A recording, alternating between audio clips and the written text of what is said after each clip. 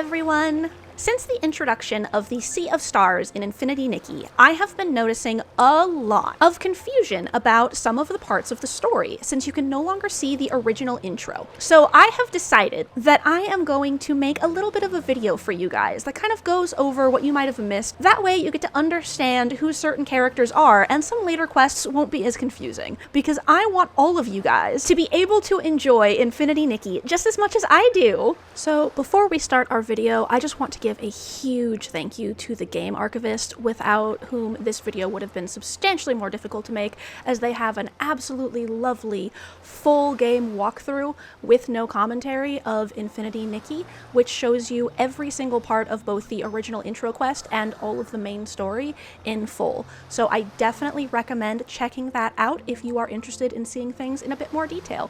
The beginning of Infinity Nikki starts with the ever-mischievous Momo convincing Nikki to go up into the forbidden attic to find one of her mother's special gowns to wear to her graduation ball.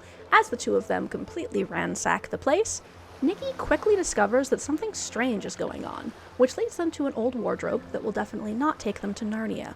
As they open it to find a beautiful red dress that quickly comes out of the closet, something that is definitely not a metaphor for anything, Nikki is swept into her first of many lesbian dance numbers. As Nikki and Momo are promptly swept right back into the closet, they find themselves getting isekai'd into a strange new land. As they arrive in what appears to be an abandoned ruin, the two of them hear a mysterious voice informing them that this outfit is known as the Threads of Reunion.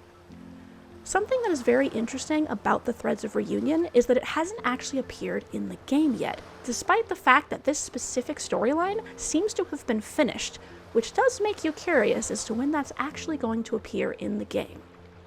As they proceed through the ruins, the mysterious voice tells them about the power of whim, and how to use it to activate the magical outfits they receive from Nikki's mom.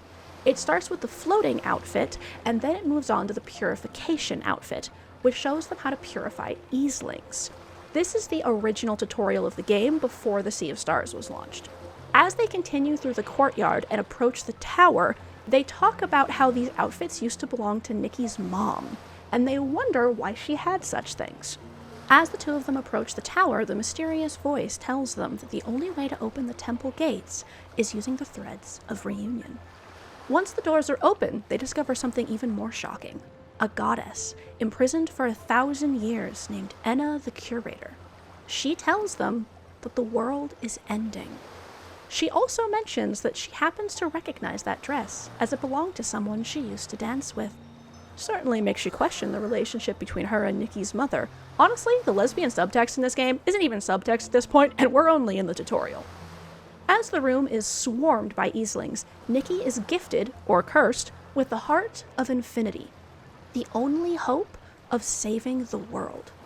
As Enna tells her what the Heart of Infinity will do, Nikki's mother's mementos are stolen from her, as they are thrown into the world, along with Nikki and Momo, as they are isekai'd now for the second time.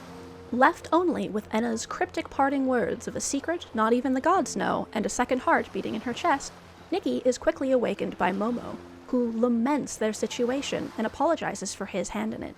Nikki herself is a lot more energetic, suggesting they think of it as perhaps a graduation trip. As they ponder how useful the miracle outfits would be in this new set of ruins, Nikki discovers something called a whim star, which starts the tutorial for the Heart of Infinity and crafting miracle outfits, at which point the two of them discuss what exactly it is that's going on here, as well as whether or not the Heart of Infinity is a blessing or not. Nikki seems to view it positively. Momo happens to already have the crafting materials, so you don't need to find anything yourself. As they ponder what exactly happened in this strange place, Nikki encounters another Easling, at which point you realize they're making you do the tutorial all over again. However, at least this time Momo has told you that, by the way, I happen to magically know how to find whim stars. No explanation on that one, so... After completing Defeating Easlings Drops Barriers Part 2, you discover a series of murals that tell you about the history of Miralan, an ancient dark evil defeated by a group of brave heroes wielding the power of whim. It is then the game introduces you to Nikki's gacha system, known as Resonance. After that, they give you a final little tidbit about how you can combine certain ability outfits together to do cool and interesting new things. And finally, you're introduced to Dada, the head of the Florawish Stylist Guild. She came to the ruins because of reports of Easelings. After you and Momo introduce yourselves, you get to learn about Whim and Stylists. You're also introduced to the Pear Pal and the initial part of the story, the mysterious coma incidents. She tells you that if you go to the Stylist Guild, she'll register you and give you your own Pear Pal. Confused, but with little other choice, Nikki follows outside. This is the part where the open world exploration begins, and you're introduced to teleportation. Once you've explored the area, you'll quickly discover that there is some sort of dark essence floating in the air. That is when you learn you can purify those and get dues of inspiration. At this point, you simply continue forward and you see an absolutely glorious cutscene of Feywish sprites, and you jump off the ledge, floating forward. As Nikki bounds through meadows and rivers, you reach Florawish, and this is where the game begins. Alright, and that is everything that is no longer in the game. So once you get out of the Sea of Stars, you will be continuing where this video left off in your quests. For anyone who is a little confused by the opening Sea of Stars, remember that that takes place after the intro. And it's not actually a retcon as some people have said, it is simply Nikki regaining her memories, if that helps. For anyone who is still confused, I am glad to do a more in-depth video that explains how the Sea of Stars connects into the original story.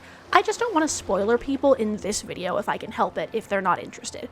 So if you guys are wondering about that or have any other questions about Infinity Nikki's story or anything else, just let me know down there in the comments. Alright, I'll see you guys in Mirrorland.